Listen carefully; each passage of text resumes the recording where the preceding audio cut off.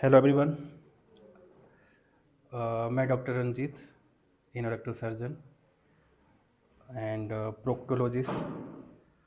आज हम एक ऐसी डिजीज़ के बारे में डिस्कस करेंगे जिसको लोग बताने के लिए हेजिटेट करते हैं और उसी वजह से वो गंभीर हो जाती है।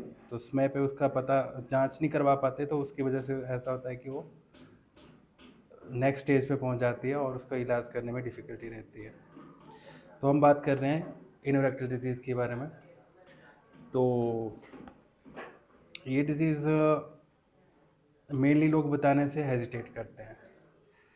तो मेनली इसको सभी क्या समझते हैं कि ये बवासीर हुआ है। तो जो गुदा के रास्ते में है तो वहाँ पे बहुत सारी बीमारियाँ होती है, जैसे कि बवासीर हो गया, फिस्टुला हो गया और फिशर। तो पेशेंट इन सब चीज़ों को डिफ्रेंशिएट नहीं कर पाता। तो मैं इसके लिए जागरूक करना चाहता हूँ कि अगर समय रहते इसकी जांच करवा लें तो सही है।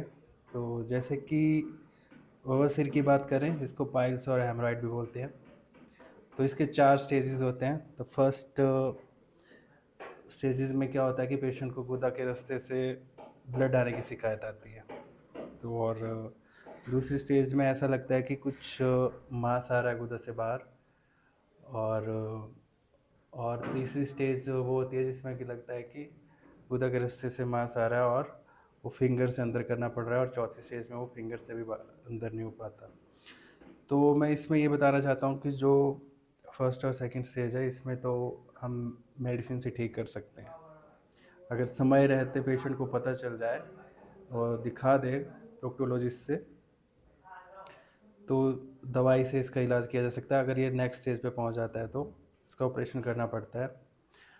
और दूसरी जो गुदा के रास्ते से एक डिजीज़ होती है वो है फिशर, जो कि फीमेल्स में ज़्यादा होती है प्रेगनेंसी के दौरान। तो इसमें क्या होता है कि गुदा के रास्ते में जलन होती है पेशेंट को मेनली, और पेन होता है और ब्लीडिंग आती है। तो ये मेनली होता है कि पेशेंट लेस फाइबर डाइट लेते हैं, तो कॉन्स्टिपेशन होने की वजह से जो गुदा में है, बर्ज में टीयर हो जाता है।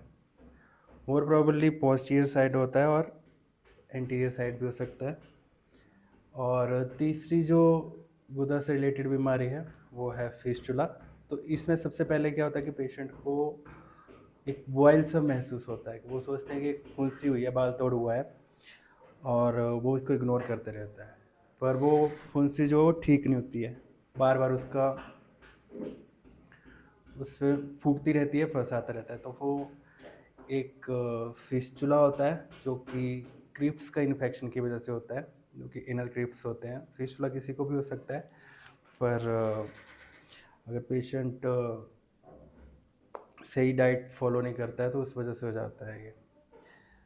तो इसका भी टाइम से पता चल जाए तो इलाज संभव है, नहीं तो ये कॉम्प्लेक्स फिस्टुला में डिवेल्प कन्वर्ट हो जाता है।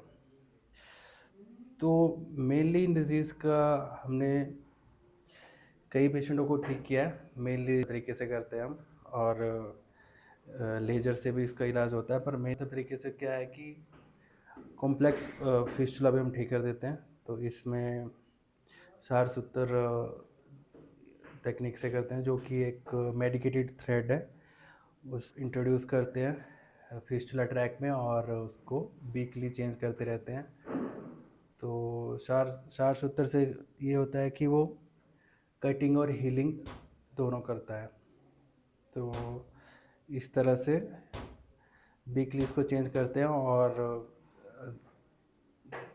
जितना सेंटीमीटर का फिस्टुला है उस हिसाब से पेशेंट को टाइम लगता है उसको ठीक होने के लिए। तो मैं इस वीडियो के माध्यम से यही बताना चाहता हूँ कि समय रहते इसको दिखाएं नियर बाई प्रोक्टोलॉजिस्ट से, और इसका उपचार करवाएं, और इस शर्म करने से ये और बढ़ जाती है।